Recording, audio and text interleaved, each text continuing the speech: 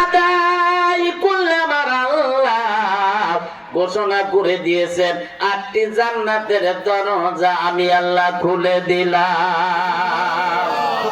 ফজরের ফরজ নামাজ পড়াটা ওই নামাজটি শীতের দিনে কঠিন আছে না সহজ আছে বাবাজিরা?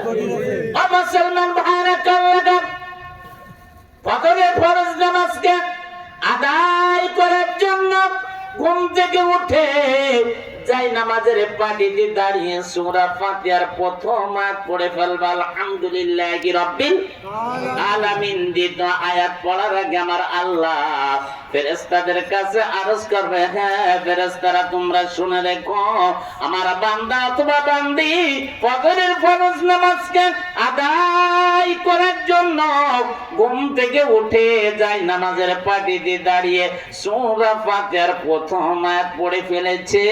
দ্বিতীয় আয়াত পড়ার আগে আমার বান্দা অথবা বান্দি দিনের বেলায় যত গুনাহ করেছে আমি আল্লাহ সমস্ত গুনাহগুলো ক্ষমা করে দিলাম।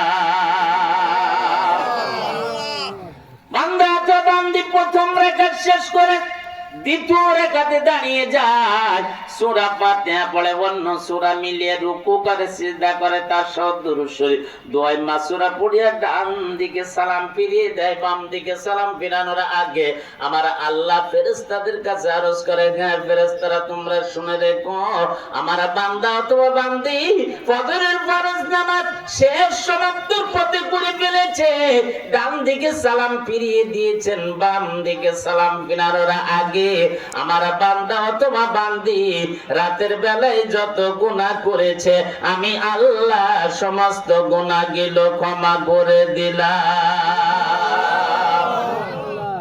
দিন আর রাতের গুনাহ যদি আমার আল্লাহ ক্ষমা করে দেয়, মাঝখানে আর কোনো টাইম আছে না কেমন ভাই বাবা? তাহলে নামাজের দরকার আছে কি আছে না? হ্যাঁ আমার ভাইরা কান লাগান, একটি দেশের বাদশা নাম তার শাহ আব্দুল আজিজ রহমাতুল্লাহ আলাইহি বাদশা এলান করেছেন, আমার দেশে কোনো খুন খারাপি হবে না, মারামারি হবে না, কেউ কারো মালকে খাবে না, কোনো ছিনতাইকারী থাকবে না।